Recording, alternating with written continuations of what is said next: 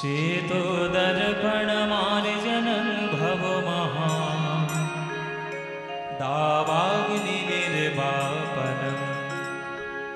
श्रेयः कैरवचन्द्रिका वितरणं विद्यावधूजीवनम्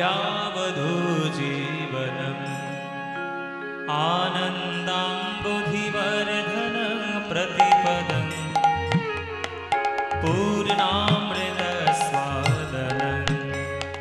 सर्वात्मस्नपनं परं विजयते श्रीकृष्ण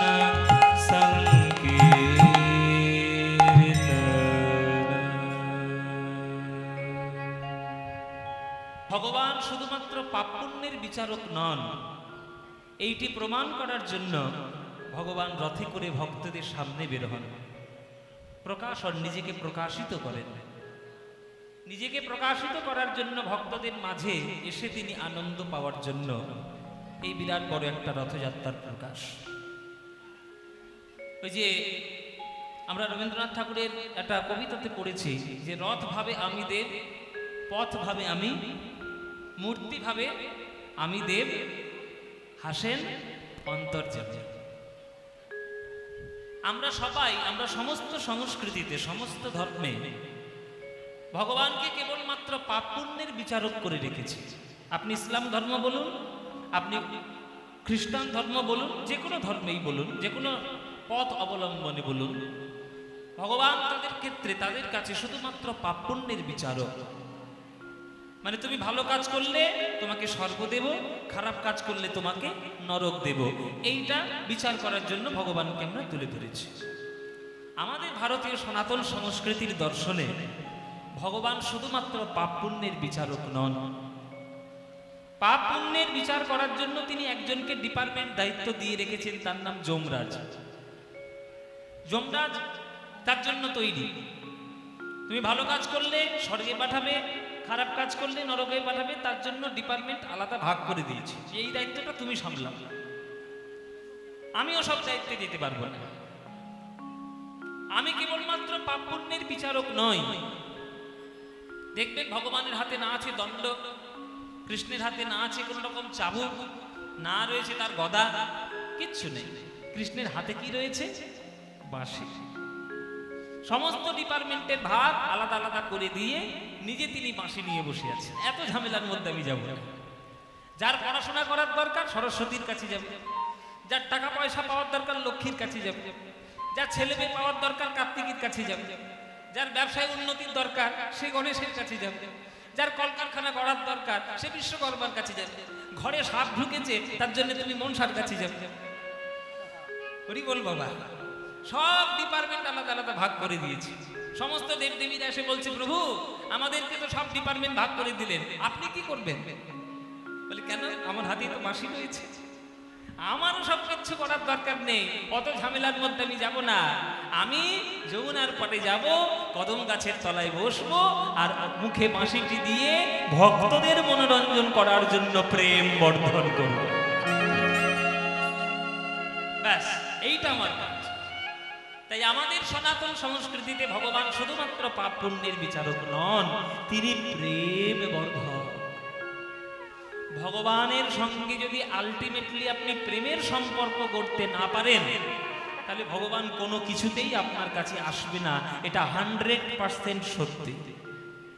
মায়েরা, ভগবান কোনো নিয়মের ধার ধারে না, ভগবান কোনো পাণ্ডিত্যের ধার ধারে না, ভগবান শুধু একটারই ধার ধারে, সেই ধারটা হচ্ছে ভক্তি, সেই ধারটা হচ্ছে প্রেম। আপনি যত বড়ই পণ্ডিত হন, আপনি যতই ধুতি তিলক মালা গলায় দিয়ে সব কিছু করে করে বেড়ান, আপনার হৃদয়টা যদি ভক্তিতে পরিপূর্ণ না হয়, তাহলে ভগবান কিছুতেই আপনার কাছে আসবে না। এটা ভগবান গীতায় বলেই দিয়েছে যে পত্রাং পুষ্পং ফলং তোয়ং যো মে ভক্তা প্রযচ্ছতি তদহং ভক্তি উপরিতমস্মামি প্রযতাত্মনা। তুমি আমায় পাতা দিলে, ফুল দিলে না ফল দিলে আমি কিচ্ছু দেখবো না, আমি শুধু দেখবো তুমি যখন আমায় ডাকছো, আমার ডাকার সময় তোমার হৃদয়টা প্রেমে পরিপূর্ণ আছে কিনা। যদি ভক্তিতে পরিপূর্ণ থাকে তাহলে তুমি আমার কাছে অন্তরে, আর যদি তোমার ভক্তি না থাকে কিচ্ছু পাবে না। তাই মায়েরা, আড়ম্বরের দিকে না গিয়ে ভক্তির দিকে এগিয়ে যান। আমরা এখনকার দিনে বেশিরভাগ আড়ম্বর করে ফেলছি বেশি। ভগবানের মন্দিরে যাচ্ছি, একটা করে ঢিল পেতে আসছি, ঠাকুর আমাকে এই দাও ওই দাও তাই দাও, আড়ম্বরের বাহার, আড়ম্বরের ঘন ঘটা। ভগবান আড়ম্বর কোনোদিন চান না। যে ভগবান বিশ্ব ব্রহ্মাণ্ড সৃষ্টি করেছে, তার আপনি মানত করার জন্য তার গলায় একটা সোনার হার দিলেন, তোমার ওই সোনার হারের জন্য ভগবান বসে আছে? তার রোমকূপ থেকে কোটি কোটি ব্রহ্মাণ্ডের জন্ম হচ্ছে, তুমি তাকে 5 কেজি সোনার হাত দিয়ে মন ভোলাবে? ভগবান ওই জন্য বসে আছে? ভগবান ওটার জন্য নেই। ভগবান তোমার অন্তরের কেবলমাত্র ভক্তির জন্য বসে আছে। তাই ভক্তি যদি তোমার না থাকে, তুমি কিছুতেই ভগবানকে পাবে না। তাই কে কখন আমায় ডাকে আমি দেখবো, আমি যমুনার তীরে বসবো, বাঁশিটা হাতে নেব, আর কে কোথায় কেমন করে ডাকছে আমি দেখবো, ব্যাস, আর আমি কিচ্ছু দেখবো না। তাই মায়েরা, বাবারা, সবাইকে বলছি, আড়ম্বর বেশি করবেন না, ভক্তের মতো হৃদয়ে ভক্তি ধারণ করুন। সাধারণভাবে চলবেন, ভক্তিকে হৃদয়ে ধারণ করবেন, ভগবানের সামনে যাবেন, শুধু দু ফোঁটা নয়নের জল দিয়ে তার সামনে এগিয়ে যাবেন, ব্যাস, আর কিচ্ছু দরকার নেই। ওই জন্যেই ভগবান শুধুমাত্র প্রেম চান, অন্য কিচ্ছু চান না। আপনি শুধু প্রেম দিয়েই তাকে ডাকুন, আর কিচ্ছু চাইতে হবে না। তাই যে ভগবান আপনার কাছে আসবেন, সেই ভগবান যদি আপনার হৃদয়ে জায়গা না পায়, তাহলে কোনোদিন ভগবান আপনার কাছে আসবে না। আপনি তাকে মন্দির করে দিলেন, না শ্বেত পাথরের মন্দির করলেন, না সোনার মন্দির করলেন, না রূপোর মন্দির করলেন, কোনোদিন ভগবান দেখবে না। ভগবান আপনার হৃদয় মন্দিরটা দেখবে। ওই জন্যেই কাজী নজরুল ইসলাম একটা গান লিখেছে যে, প্রভু তোমার অন্য কোথাও থাকতে হবে না, তুমি আমার হৃদয়ের মধ্যে এসে থাকো। তোমাকে অন্য কোনো জায়গা দেওয়ার ক্ষমতা আমার নেই। ওই সোনার মন্দির, বিরাট বড় পাথরের মন্দির, ওটা করে দেওয়ার ক্ষমতা আমার নেই। আমার শুধুমাত্র একটাই ক্ষমতা, আমার হৃদয় মন্দির সাজিয়ে রেখেছি, তুমি আমার হৃদয় মন্দিরের মধ্যে এসে বসো, তাই না? হৃদি পদ্মে চরণ রাখো বাঁকা ঘন শ্যাম, হৃদি পদ্মে চরণ রাখো বাঁকা ঘন শ্যাম, বাঁকা শিখি বাঁকা নয়ন বাঁকা অঙ্গি মোটাম, শিখি বাঁকা নয়ন বাঁকা অঙ্গি মোটাম, হৃদি পদ্মে চরণ রাখো বাঁকা ঘন শ্যাম, হৃদি পদ্মে চরণ রাখো বাঁকা ঘন শ্যাম, বাঁকা শিখি বাঁকা নয়ন বাঁকা অঙ্গি মোটাম, শিখি বাঁকা নয়ন বাঁকা অঙ্গি মোটাম। তুমি দাঁড়ায় ত্রিভঙ্গে, দাঁড়ায় ত্রিভঙ্গে, ওগো অধরে মুরলী ধরি, দাঁড়ায় ত্রিভঙ্গে, অধরে মুরলী ধরি, অধরে মুরলী ধরি, দাঁড়ায় ত্রিভঙ্গে, অধরে মুরলী ধরি, কথাগুলো শুনুন। হৃদি পদ্মে চরণ রাখো বাঁকা ঘন শ্যাম, বাঁকা শিখি পাখা নয়ন বাঁকা বঙ্কি মোঠা। আমার হৃদয়টাও তো একটা পদ্ম ফুল, হৃদয় পদ্ম ফুলের মধ্যে তোমার চরণ রূপী পদ্ম রাখো, কেননা হৃদয় ছাড়া তোমার চরণে দেওয়ার মতো আমার কাছে কিছু নেই। আমি বাজার থেকে সোনা দানা গয়নাগাটি কিনে নিয়ে এসে তোমার চরণে দেব, সে ক্ষমতা আমার হয়নি, সে সামর্থ্য আমার হয়নি। সেটা তুলসী দাসের ক্ষমতা হলো না, আমি তো সামান্য মানুষ, কেউ পারেনি। না মীরাবাই তার চরণে সোনা দিয়েছে, না হরিদাস ঠাকুর তার চরণে হিরে দিয়েছে, না তুলসীদাস তার চরণে রূপো দিয়েছে, কিচ্ছু দেন না। তাহলে তারা ভগবানকে পেল কি করে? তারা সব কিছু বাদ দিয়ে হৃদয়টা দিয়েছে। তাই আমি তোমার হৃদয়টা দিতে চাই, তুমি হৃদয়ের মধ্যে থেকে এসে আমার হৃদয়ে তোমার চরণটি রাখো। হ্যাঁ, ভগবান বলছে তোর হৃদয়ে আমি যাব, কেমন করে তুই আমার হৃদয় দেখতে চাস? তোর হৃদয় আমাকে কেমন ভাবে দেখতে চাস? ওই জন্য কবি বলছে যে তুমি এমন ভাবে দাঁড়াবে যেমন বৃন্দাবনে দাঁড়াতে। তুমি দাঁড়ায় ত্রিভঙ্গে,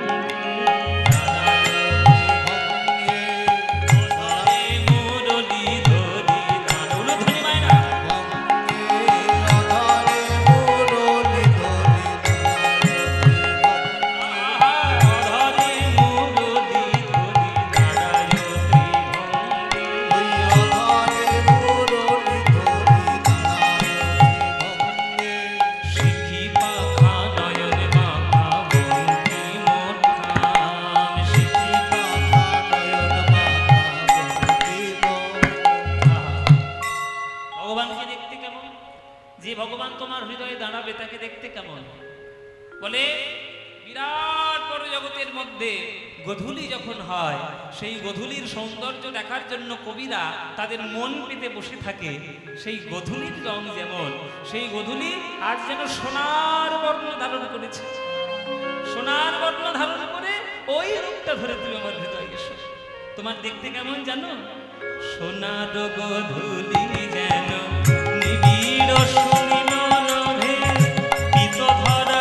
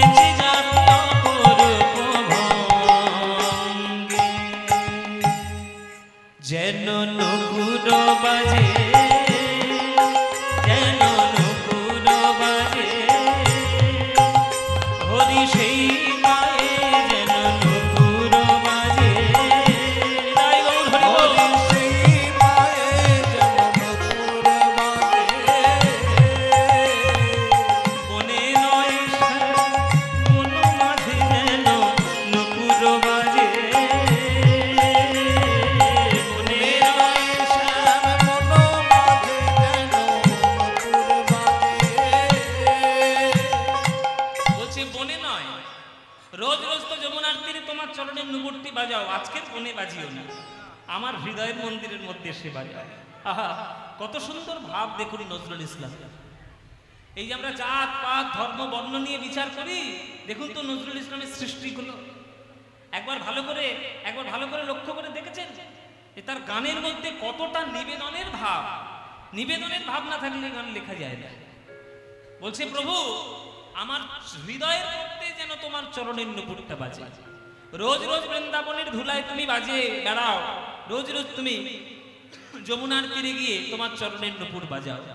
বৃন্দাবনটাও যেমন একটা জঙ্গল, তেমনি আমার হৃদয়টাও জঙ্গল। বৃন্দাবনের মধ্যে শুধুমাত্র ফুল লতা পাতা সেগুলোর জঙ্গল, আর আমার মনের মধ্যে কাম ক্রোধ লোভ মোহ মদ মাৎসর্য হিংসা বিদ্বেষ জাল জুয়া চুরি এই নোংরার জঙ্গল। কিন্তু তোমার চরণের পদ্ম যদি একবার সেই হৃদয়ে পড়ে, আমার দৃঢ় বিশ্বাস যে আমার হৃদয় থেকে সকল কলুষতা দূর হয়ে আমার হৃদয়টা সঠিক পদ্ম ফুলের মতো বিচার করবে। কি অপূর্ব কথা! ওই যে বলছে যেন নুপুরও বাজে, সেই পায়ে যেন নুপুরও বাজে, যেন নুপুরও বাজে, যেন নুপুরও বাজে, হরি সেই পায়ে যেন নুপুরও বাজে, হরি সেই পায়ে যেন নুপুরও বাজে, আমার বনে নয় শ্যাম মন মাঝে যেন নুপুর বাজে, বনে নয় শ্যাম মন মাঝে যেন নুপুর বাজে, ওই চরণে জড়ায় পরানো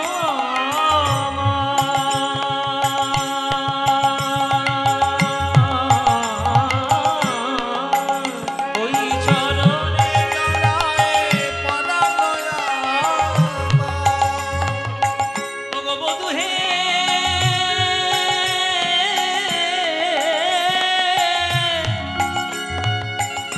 ওহে আমার জীবন বল্লভ,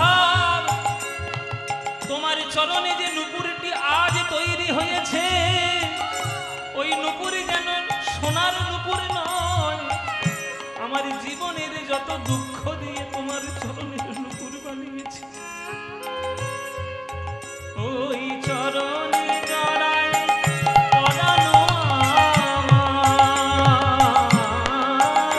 ওই চরণে জড়ায় পরানো আমার, যেন মঞ্জির হয়ে বাজে, যেন মঞ্জির হয়ে বাজে,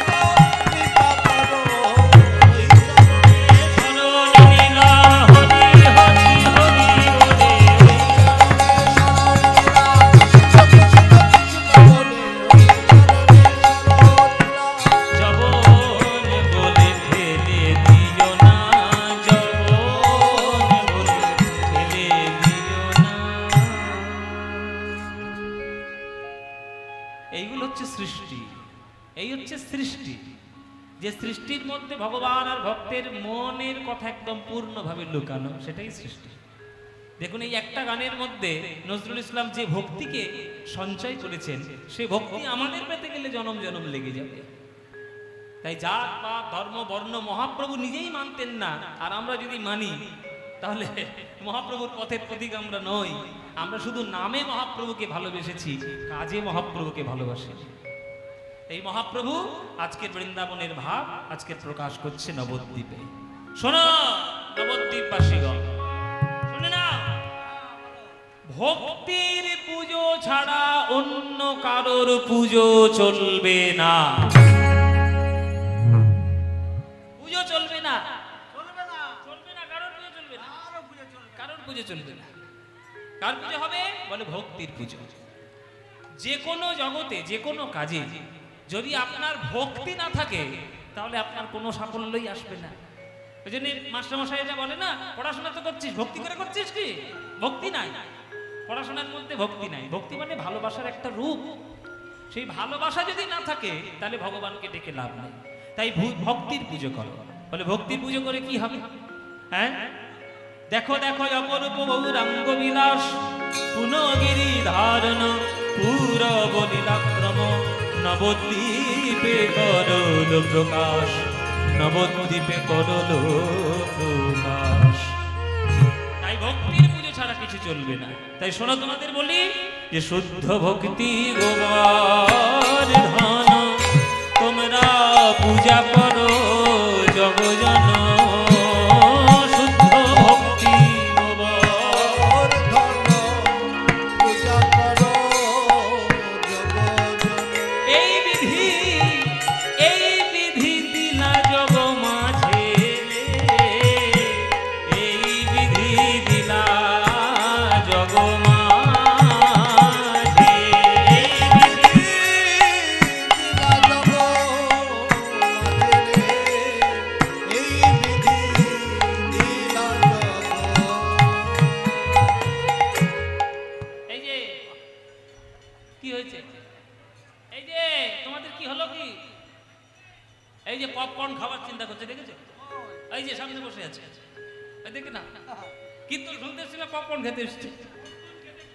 বলে বাবা খিদে পেয়েছে, কি করবো?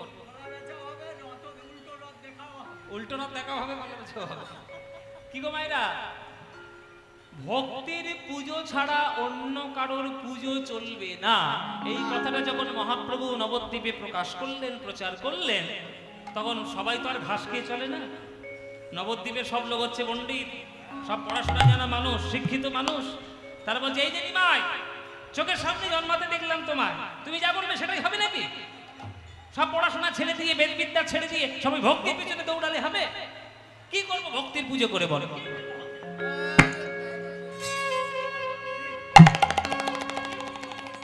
ভক্তির পুজো ছাড়া অন্য কেন করবো? শোনো বাবা, ভক্তি ছাড়া অন্য কারোর পুজো করবো কেন?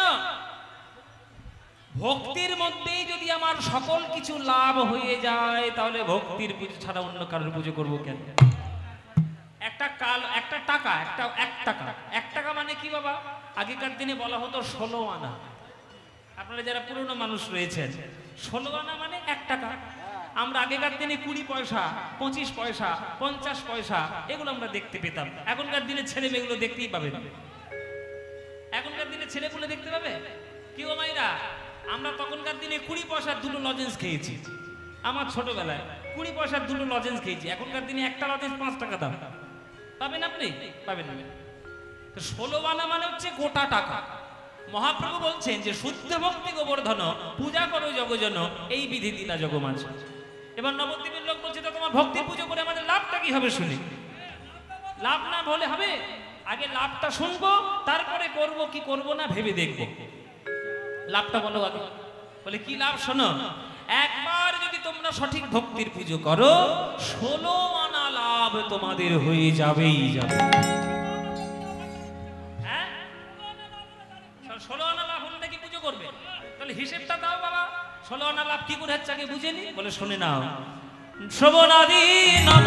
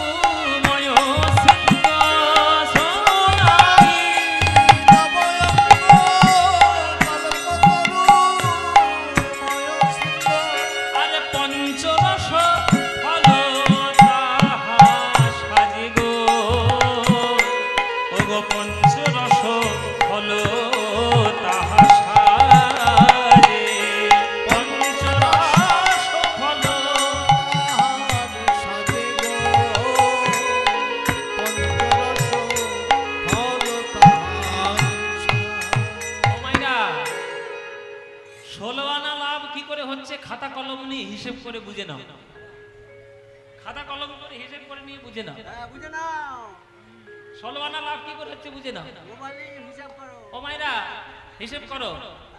শ্রবণাদি নব অঙ্গ মানে শ্রবণ আদি নববিধা ভক্তি। শ্রীমদ্ ভাগবতে লেখা শ্রবণং কীর্তনং বিষ্ণু শরণং পাদ সেবনম অর্চনং বন্দনং স্বক্ষং দাস্বং আত্মনিবেদনম। 9 রকমের ভক্তি। শ্রবণ মানে শোনা, কীর্তনং মানে ভগবানের গুণগান করা, বিষ্ণু শরণং মানে ভগবানের কথা চিন্তা করা, পাদ সেবনম মানে চরণ সেবা করা, অর্চনং মানে পুজো অর্চনা করা, বন্দনং মানে ভগবানের বন্দনা করা, স্বক্ষং মানে ভগবানের বন্ধু হওয়া, দাসবং মানে ভগবানের দাস হওয়া, আর আত্মনিবেদনম মানে নিজের যা কিছু আছে ভাগবিন্দ তোমায় হলাম বলে সব সমর্পণ করে দেব। তাহলে কটা ভক্তি হলো মায়েরা? কটা ভক্তি হয়েছে? 9 ধরনের ভক্তি হয়েছে। গুনতে বলিনি, শুনতে বলেছে। ও মায়েরা শোনে নাও আর গুনেও নাও। 9 ধরনের ভক্তি পাওয়া গেল। তার হাতে গুনে রাখো, ধরে রাখো 9টা। তাহলে শ্রবণাদি নব অঙ্গ। কল্পতরুময় শৃঙ্গ, 2 ধরনের কল্পতরু আমাদের বৈষ্ণব ভক্তি জগতে পাবে। 2 ধরনের কল্পতরুকে তাহলে শুনে নাও। প্রথম কল্পতরু হচ্ছে তোমার গুরুদেব।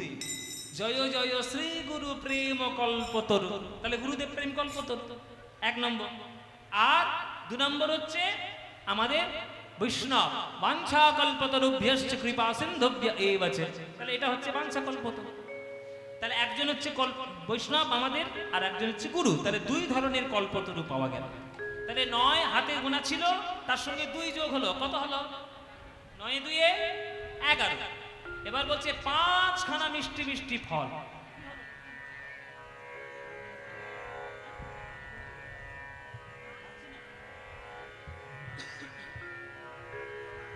বলছে 5 ধরনের মিষ্টি মিষ্টি ফল। 5 ধরনের মিষ্টি ফল কি কি?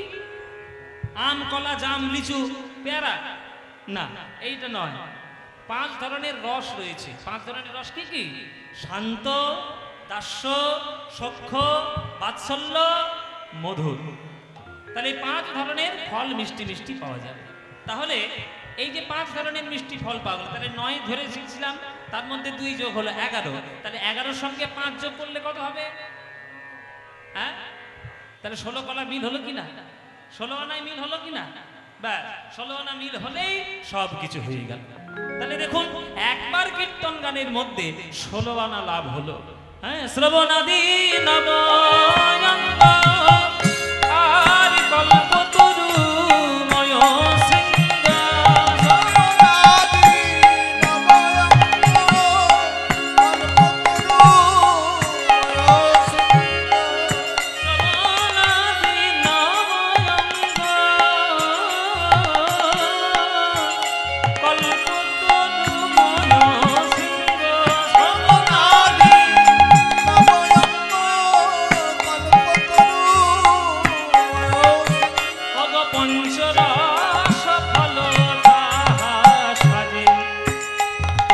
পূজা করো ভাই, অন্য কোন গতি নাই। পূজা করো ভাই, ওই ভক্তি রূপী গোবর ধনের পূজা করো ভাই। জগতে কোন গতি নাই, পূজা করো ভাই।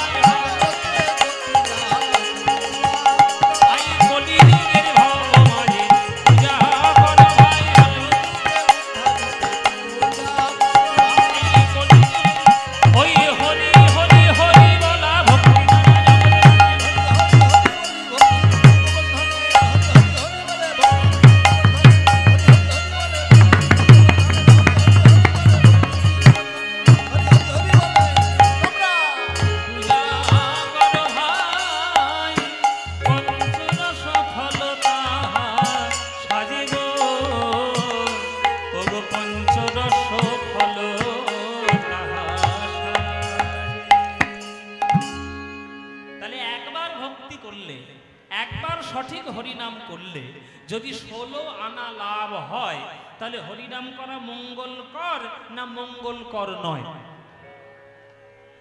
এবার আপনারা বিচার করে বলুন বাবু, গণতান্ত্রিক দেশ, আপনাদের উপর সিদ্ধান্ত ছেড়ে দিলাম, বলুন হরিনাম করা মঙ্গল না মঙ্গল নয়? ও মায়েরা মঙ্গল, সত্যি বলছো? তাহলে এই যে কীর্তন গাইছি, এই যে রথযাত্রায় কীর্তন হচ্ছে, এই কীর্তন শুনলে তোমাদের মঙ্গল হবে? কীর্তন শুনতে ভালোবাসো তো? তাহলে ভালো যখন বাসো, যে মহাপ্রভু যখন বলে দিলেন যে 16 আনা লাভ হবে, কলিযুগ বলছে বাবা একবার ভক্তি করলে যদি 16 আনা লাভ হয়, তাহলে কেন মিছিমিছি ঘরে পড়ে থাকি? চলো গিয়ে কীর্তন করি, চলো গিয়ে হরিনাম করি। সকাল সন্ধি তারা মহাপ্রভু বললেন যে সময় যখন পাবে, সুযোগ যখন পাবে, যখন সময় পাবে একবার হরিনাম বলে নেবে।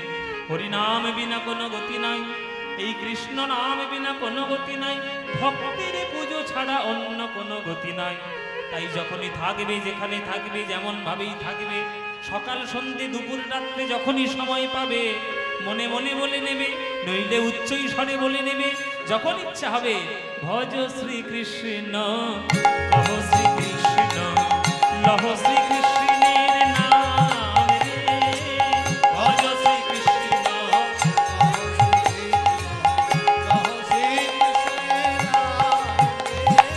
ওগো যে জনা শ্রীকৃষ্ণ ভজে, সে হয় আমার প্রাণ রে, যে জনা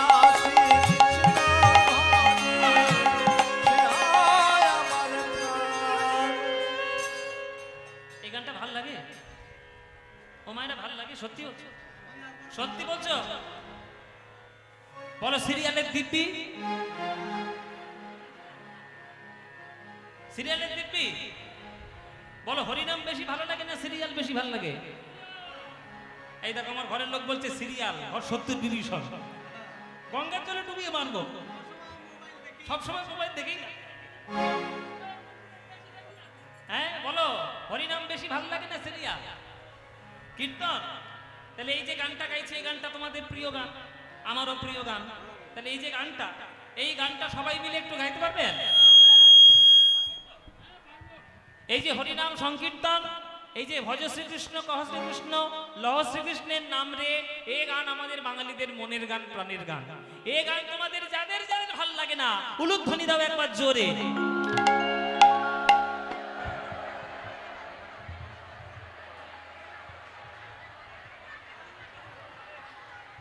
দেখো কাণ্ড,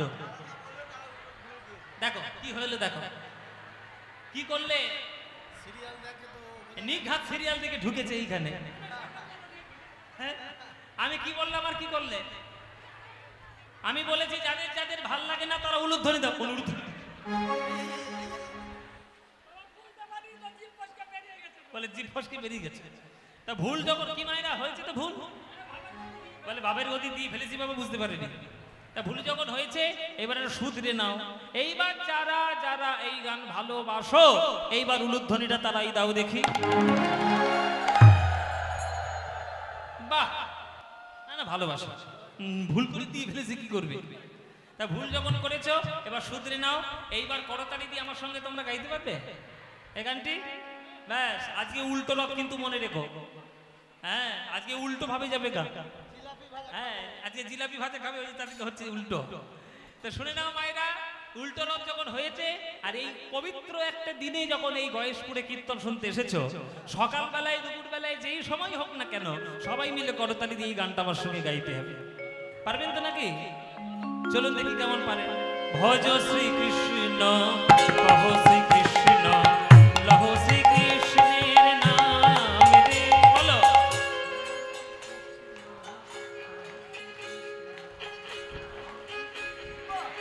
বাহ, এই তো ভজ শ্রীকৃষ্ণ, কহ শ্রীকৃষ্ণ, লহ শ্রীকৃষ্ণের নাম রে, বলো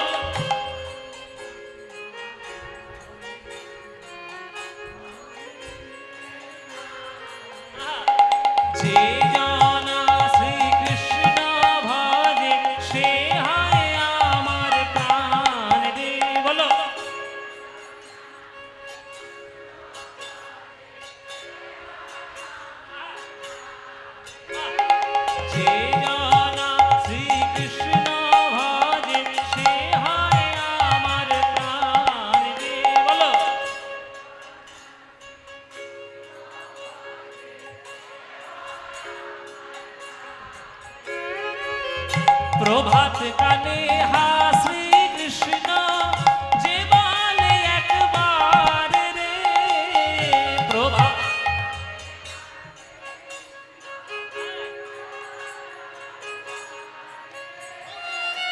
সেই জন আমার হয় আমি হই তার রে বলো সে জন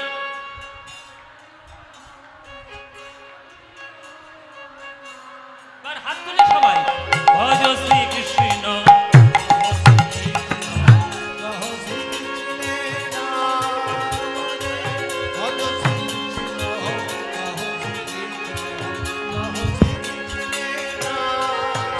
আহা যে জন শ্রীকৃষ্ণ ভজে সে হয় হৃদয় হরি হরি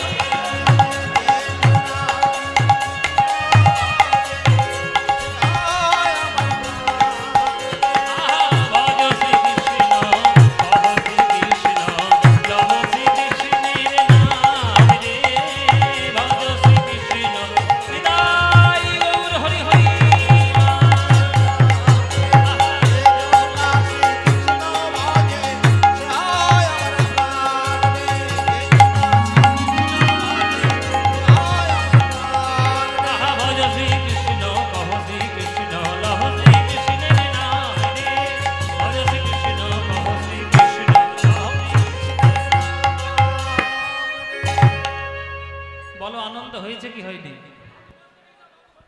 আনন্দ হয়েছে কি হয়নি এই আনন্দ আর কোথাও পাবে এই আনন্দ পেতে গেলে প্রত্যেক বছর রথযাত্রা এখানে কীর্তন করাতে হবে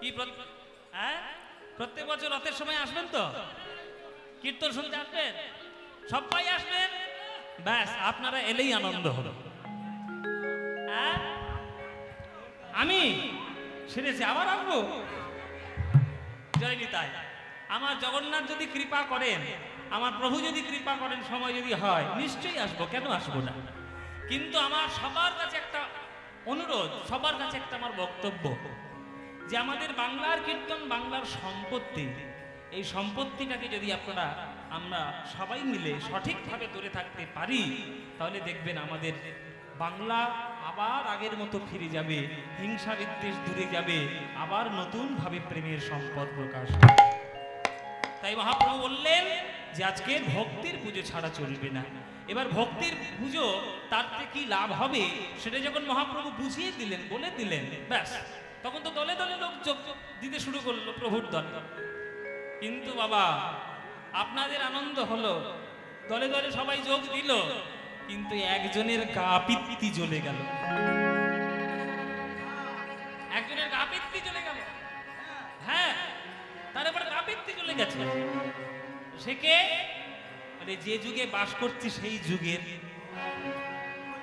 কলিযুগ এই যে কলিযুগ কোন যুগে বাস করছো মায়েরা কলিযুগে বাস করছো সেই কলিযুগের গা পিত্তি গেল জ্বলে বলে কেন কলিযুগের বক্তব্য হলো এইটা যে আমার যুগে জন্ম নিয়ে সবাইকে তুমি হরি ভক্তি করে নিয়ে চলে যাবে আমি তাহলে রাজত্বটা করবো কাকে নিয়ে হ্যাঁ চোখের সামনে জন্মাতে দেখলাম নিমাই সেই নিমাই দুদিনের ছেলে সে সবাইকে হরিনাম করিয়ে ভক্ত করে নিয়ে চলে যাবে এত বড় সাহস নিমাই আমি দেখ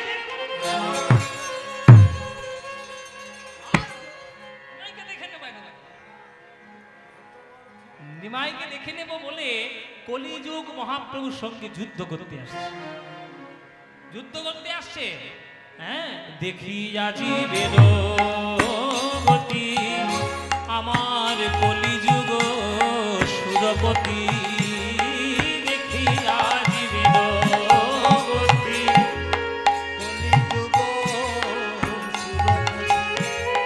কোপে তনু কম্পিত হইলা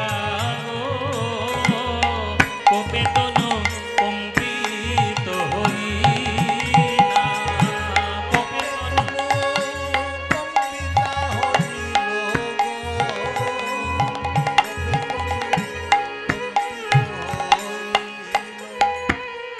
কলিযুগ ছুটে আসছে মহাপ্রভুর সঙ্গে যুদ্ধ করবে তাহলে এত বড় সাহস আমি কলিযুগ, আমার কোথায় কাজ হচ্ছে সবাইকে নরকে নিয়ে গিয়ে ঢোকাবো, আর ওই নিমাই দুদিনের ছেলে সবাইকে হরিভক্তি করে নিয়ে চলে যাবে।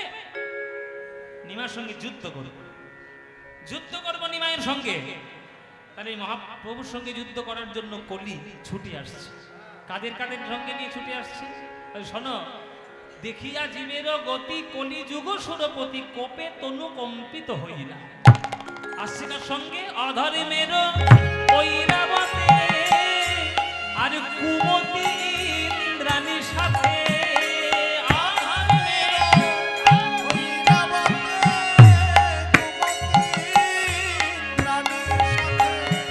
সৈনেতে সাজিয়া আসিল।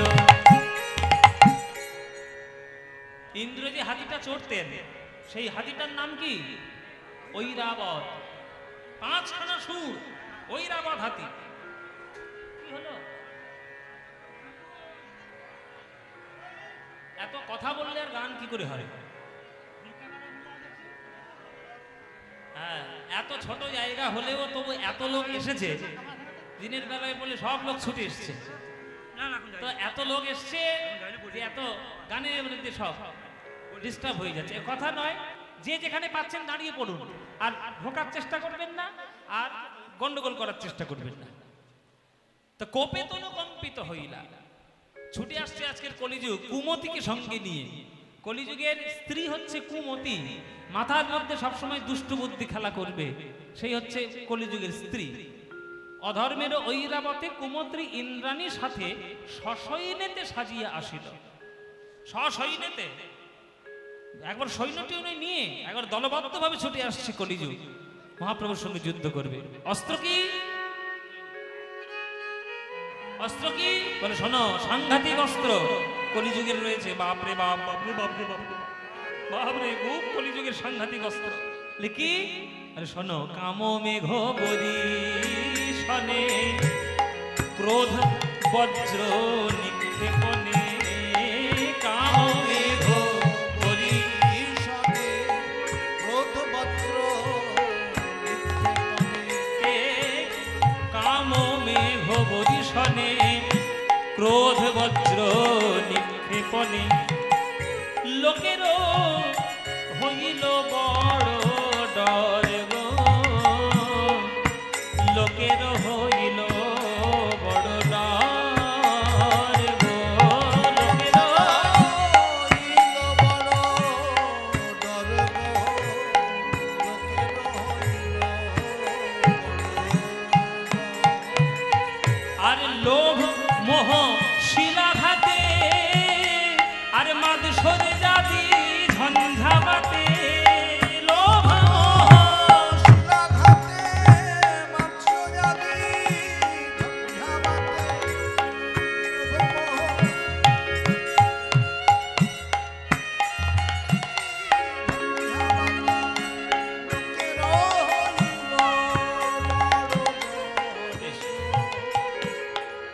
লোভ মোহ শিলাঘাতে মাদ সরে যাবি ঝঞ্ঝাবাতে। ধৈর্য ধর্ম উড়ে নিরন্তর গো, আজ উড়ে গেল গো, উড়ে গেল গো, ধৈর্য আর ধর্ম,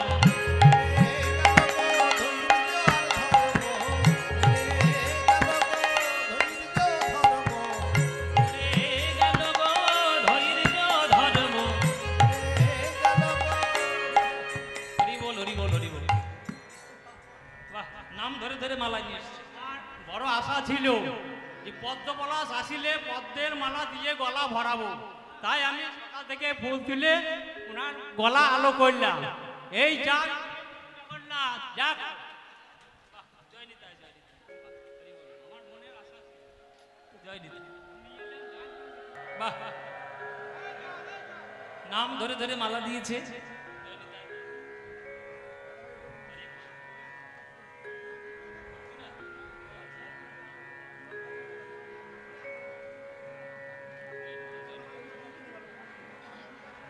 আচ্ছা, ভক্তদের উদ্দেশ্যে বলছি, কর্তৃপক্ষরা জায়গার সংকীর্ণতার জন্য এখানে যদি জায়গা না হয়, সেই জন্য এই মাঠে, পাশের মাঠে এখানে একটা জায়েন্ট স্ক্রিন করেছে, এলইডি লাগিয়ে পর্দা লাগিয়ে তারা সেইখানে একটা বসার ব্যবস্থা এবং পর্দা করে দিয়েছেন। যারা এখানে বসতে দাঁড়াতে যাদের অসুবিধা হচ্ছে, এখানে ভিড়টা না জমিয়ে আপনারা ওই মাঠটায় চলে যান, একবারে বড় পর্দায় একবারে বড় করে আমাকে দেখতে পাবেন। আমাকে এখানে ছোট ছোট দেখলেও ওইখানে বড় বড় দেখবেন, কোনো চিন্তা নেই। কর্তৃপক্ষ সমস্ত ব্যবস্থা করেছে। হ্যাঁ, আর কর্তৃপক্ষদের একটা নিবেদন, তাদের একটা অনুরোধ, আপনাদের চরণে এই বিরাট বড় রথযাত্রা উৎসব এবং এই এত বিরাট বড় হরিনাম সংকীর্তনের যে অনুষ্ঠান, এই অনুষ্ঠানে আজকে যারা যারা কর্তৃপক্ষের সদস্যবৃন্দগণ আছেন, তারা আপনাদের চরণ প্রান্তে মহাপ্রভুর পথের পথিক হয়ে আঁচল নিয়ে পাত্র নিয়ে আপনাদের চরণে ভিক্ষা করতে যাবে। আপনাদের যার যেমন ইচ্ছা, যার যেমন সামর্থ্য, এই রথযাত্রার বিরাট বড় উৎসবকে, সনাতন সংস্কৃতির মূল ধারাগুলোকে বজায় রাখার জন্য আপনারা প্রাণ ভরে একটু দান দেবেন। আপনাদের চরণ প্রান্তে গেলে নিতাই গৌর প্রেমানন্দে হরি বল। যারা এখানে হ্যাঁ হ্যাঁ ওরে বাপরে, আজকে একটা অফার আছে, আমার পিসমশাই বলছে। এনাকে চেনেন তো? এই যে আমার ডান দিকে আজকে যিনি বাজাতে এসেছেন, এনাকে চেনেন তো? এনাকে আপনারা সবাই চেনেন, কেননা আমার গুরুর ডান দিকের যিনি শ্রীখল বাদক, আজকের অনুরোধ করে আমার সঙ্গে ডেকে নিয়ে এসেছি পিসমশাই। তো আমি পিসমশাই বলে ডাকি, যেহেতু আমি আমার গুরুকে কাকু বলেই সম্বোধন করি, ওই যে পিসমশাই বলে ডাকি। তো আপনাদের এই গয়েশপুর, উনি আগে এসছেন গুরুর সঙ্গে, এখানে গান করে গেছেন। আজকে আমার সঙ্গে এসছে, নয়নার সঙ্গে আবার বাজাতে এসছে। তো আজকে সুযোগ পেয়েছি, ডেকে নিয়ে এসছি। আজকে একটু গান বাজনা হবে বলে, একসঙ্গে একটু গান বাজনা করবো বলে। তো আমি পিসমশাই অফার দিচ্ছি, আজকে 100 টাকা দিলে 200 টাকা ফেরত পাবেন। কোথায় ফেরত পাবেন কোনো ঠিক নেই, কচুগুনোও পেতে পারেন, আলু বাগানেও পেতে পারেন, কোনো ঠিক নেই, কিন্তু পাবে। হ্যাঁ, চলো সবাই মিলে আপনারা প্রাণ ভরে একটু দান দেবেন। আর যদি এখানে বসার জায়গার অসুবিধা হয়, জায়েন্ট স্ক্রিনে ওই পাশের মাঠে গিয়ে আপনারা দর্শন করবেন। জয় নিতাই। এই জন্যে আজকের কলিযুগ বিরাট বড় একটা যুদ্ধ করছে, বলে ধৈর্য ধর্ম ওগো উড়ে নিরন্তর গো, ধৈর্য ধর্ম উড়ে নিরন্তর গো,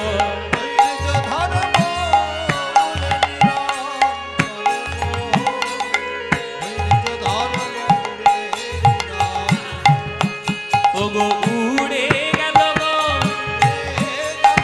ধৈর্য আর ধর্ম উড়ে গেল গো,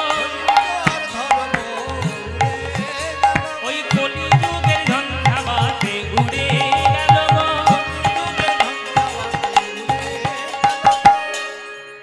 প্রথমে উড়ে যায় ধৈর্য ধর্ম। কলিযুগের যারা বাস করে তাদের মধ্যে মূল বৈশিষ্ট্য হচ্ছে তাদের ধর্মও নাই আর তাদের ধৈর্যও নাই। ধৈর্য আর ধর্ম এ দুটোই গায়েব। দেখবেন বাবা, আগেকার দিনে একটা 3 ঘন্টা সিনেমা হলে গিয়ে লোকে বসে দেখতো, তারপরে 2 ঘন্টা হলো, সেটাও লোকে দেখতো। সেইটার থেকে 3 ঘন্টা থেকে সিনেমা 2 ঘন্টা হলো, 2 ঘন্টার থেকে তারপরে টিভিতে 1 ঘন্টা এলো, তারপরে 1 ঘন্টা থেকে হতে হতে এখন সিরিয়াল 8 ঘন্টা এলো, তারপরে এখন ইউটিউব এসছে। যার যার কীর্তন শুনতে পছন্দ, ইউটিউব খুলবেন, এই 50খানা ক্যামেরা সামনে বসেছে, সব দেখতে পাবে। হ্যাঁ, এখন আবার ইউটিউবে 20 মিনিটের বেশি দেখে না, ওই জন্য 30 সেকেন্ডের এখন শর্টস বেরিয়েছে, সেইগুলো দেখবে। মানে বুঝতে পারছেন ধৈর্য আমাদের কিভাবে হারাচ্ছে। যত আমরা টেকনোলজির দিকে এগিয়ে যাচ্ছি, তত আমরা আরো নেমে যাচ্ছি রুচির দিক দিয়ে। এখন আমাদের ধৈর্যই নাই। যে মানুষটা, যে ছেলেটা ইউটিউবের ওই 30 সেকেন্ডের ভিডিও দেখতে অভ্যস্ত, সে কোনোদিন 1 ঘন্টা ঘরে বসে পড়বে? তার ধৈর্য থাকবে? মনটা শুধু ছটফট করবে কখন মোবাইলটা দেখবে। তাহলে এই ধৈর্যটুকু আমাদের কলিযুগের মানুষের মধ্যে নাই। আর ধর্ম, ওরে বাবা, সে তো অনেকদিন আগেই উড়ে গেল। কলিযুগে যারা বাস করবে, ধর্ম থেকে তারা 100 হাত দূরে থাকবে। এটাই তাদের বৈশিষ্ট্য, এটাই তাদের বৈশিষ্ট্য। উড়ে গেল